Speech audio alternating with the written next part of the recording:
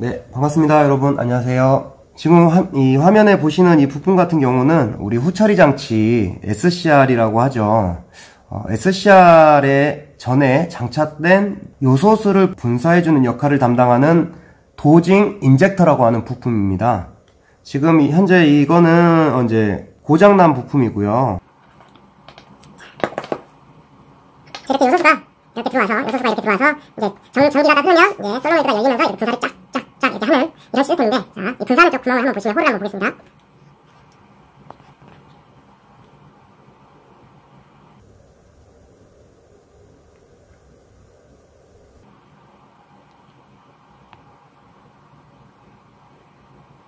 네, 지금 이렇게 보시는 것처럼 이 요소수의 결정으로 막히게 된 조건입니다, 이게. 이렇게 되면 어떻게 되냐면 요소수가 제대로 분사하지 못하니까 SCR에 장착된 녹스 센서라고 하는 이 센서에서 감지되는 질소 산화물의 ppm 용량이, ppm 값이 굉장히 많이 감지가 됐겠죠, 이 장비 같은 경우는. 그러다 보니까 요소수를 굉장히 컴퓨터가 농후하게 분사를 하려고 시도를 했을 것이고, 이렇게 끝단부가 이제 요소수 결정으로 막히게 돼버리는 조건이 되다 보니, 그렇게 되면은 이제 이런 여기 안에 들어간 솔노이드 코일이 이제 굉장히 많은 열을 받겠죠. 그러다 보면 이제 이 열화 때문에 이제 타버리게 된 상황입니다. 이 인젝터는. 이 도징 인젝터가 이렇게까지 요소수를 분사를 많이 하게 됐느냐의 이유를 한번 찾아보자면 굉장히 많은 이유가 있을 수가 있겠죠.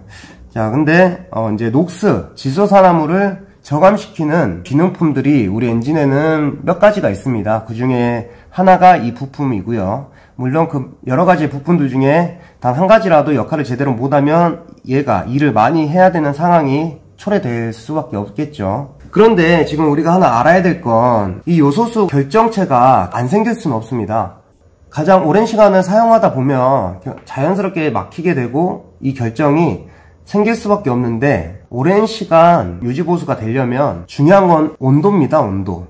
이 요소수라는 이 고체 덩어리의 결정체가 SCR의 분사가 딱 되면서 이 고체의 결정체가 완전히 환원이 되려면 그에 따른 적정 온도가 필요하거든요. 근데 그게 배기가스의 열로 올리다 보니까 냉간 시동 조건이라든지 RPM이 낮은 조건에서는 환원작용을 해줄 수 있는 적정 온도가 돼주기가 어렵다는 거죠. 온도를 가장 늦게 떨어지는 것도 SCR이지만 가장 천천히 올라가는 것도 SCR입니다. 자동차 같은 경우는 DOC, DPF, SCR 방식이 있는 게 있고요. DPF, DOC, SCR. 또 우리 같은 경우는 DOC, SCR 방식이 있고, 또 DOC, DPF, SCR 방식이 있는데, 거기서 공통적인 건 뭐냐면 SCR이 가장 후단에 달려있다는 거죠. 그러면 그 배기가스의 열이 가장 마지막에 영향을 받는 것은 SCR이다 라는 거죠. 엔진 RPM이 낮다거나 냉간 조건을 오래 유지하게 되면 질소산화물은 지속적으로 대기권으로 나오게 되는데, 컴퓨터 로직 상으로는 분사를 할 수밖에 없거든요. 온도를 빨리 올리려고 할 것이고요. 자, 그렇기 때문에 적정한 온도를 빨리 올려주는 게 가장 좋다. 제조사마다 좀 요구하는 게 틀리긴 한데, 대표적으로는 어떤 자료들을 보면 이 요소수가 67.5%의 수증기가 다 날아가고, 이 고체된 요소수가 배기가스와 환원을 하는데 가장 이상적인 온도가 190도에서 300도 정도라고 제가 자료를 본 기억이 있습니다. 자, 이제 그 정도의 온도를 빨리 이상적으로 만들어주는 게 가장 좋겠죠. 이제 정비 기법에 대해서 한번 단품 저항을 한번 찍어보도록 하겠습니다. 솔노이드 코일, 저전류 이런 고장 코드를 띄웠을 겁니다. 자, 그러면 정상적인 도징 인젝터는 몇 정도가 나오는지 한번 체크를 해보도록 하겠습니다. 컴퓨터 직단에서 도징 인젝터 회로의 총 저항을 한번 체크해 보도록 하겠습니다. 잘 보이시나요? 자, 12ohm이 측정되고 있고요.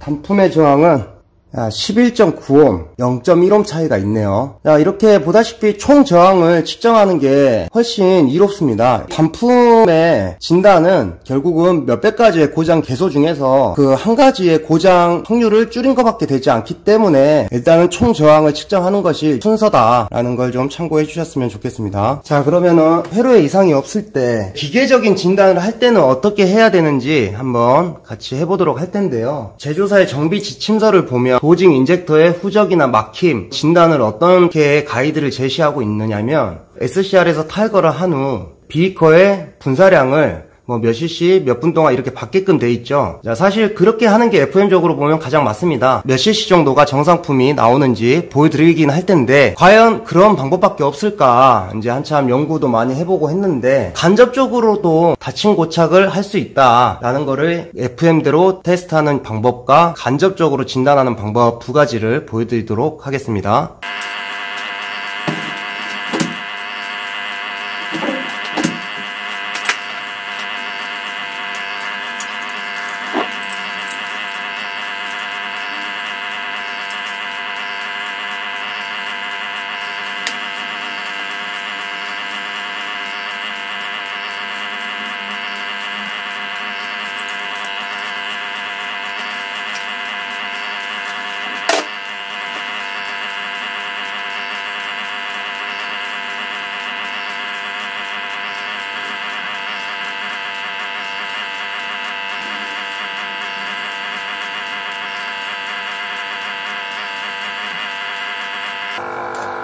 정비 지침서 상에서는 테스트 타이머를 6분 동안 했고요. 펌프 테스트 정량 분배율은 1L per hour 1시간에 펌프 테스트 타임을 6분 동안 했다는 거는 100ml가 나와야겠네요. 한번 보도록 하죠.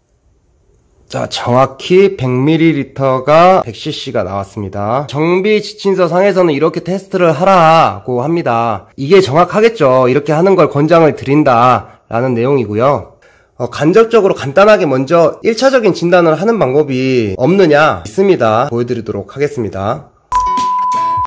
자, 후처리 디젤 배기 유체 시스템 누출 테스트가 있습니다. 자, 누출 테스트를 시작하겠습니다. 이 엔진은 커민스 엔진을 제가 지금 보여드리고 있는데 커민스 엔진은 약 9바 정도를 쓰고 있습니다. 뭐 장비에 들어간다는 엔진 중에서 9바를 쓰느냐? 아닙니다. 퍼킨스 엔진 같은 경우는 5바의 정량 압력을 쓰고 있습니다. 자, 이제 여기서 퍼징 조건으로 만들어주는 겁니다. 라인에 있는 요소수를 탱크로 보내는 작업을 하게 됩니다. 요소수가 다시 탱크로 돌아가면서 진공이 잡히게 되겠죠. 자, 근데 그 진공이 어떻게 잡히는지 보여드리고요. 그리고 그 상태에서 도징 인젝터를 진짜 요소수 결정체가 막힌 것처럼 손으로 막아보겠습니다. 자, 그때 그래프에 걸리는 압력을 한번 보도록 할게요. 자, 지금 마이너스 18 정도가 잡히고 있습니다. 도징 인젝터를 막아보도록 하겠습니다. 그럼 막아보겠습니다.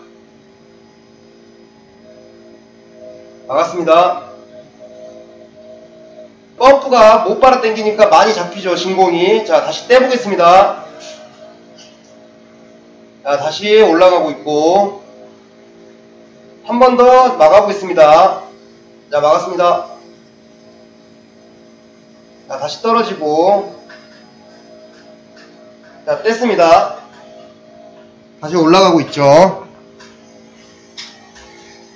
자, 그래서 적정한 진공 압력은 약 마이너스 17, 18, 16 정도다. 근데 이것보다 과도한 진공이 잡힌다라는 건 요소수 인젝터의 결정으로 인한 막힘 또는 기계적인 고착을 의심할 수가 있겠고요. 너무 진공이 안 잡힌다라고 한다면 열린 고착 또는 호수의 터짐을 의심할 수가 있겠죠. 이렇게 진단을 하면 될 것 같습니다. 만약에 지금처럼 진공이 과다하게 잡힌 조건이 된다고 하면 SCR 탐체 내부 또한 요소수 결정으로 굉장히 많이 쌓여있을 겁니다. 그런 경우라면 SCR도 뜯어서 필히 확인을 하실 필요가 있습니다. 자, 감사합니다.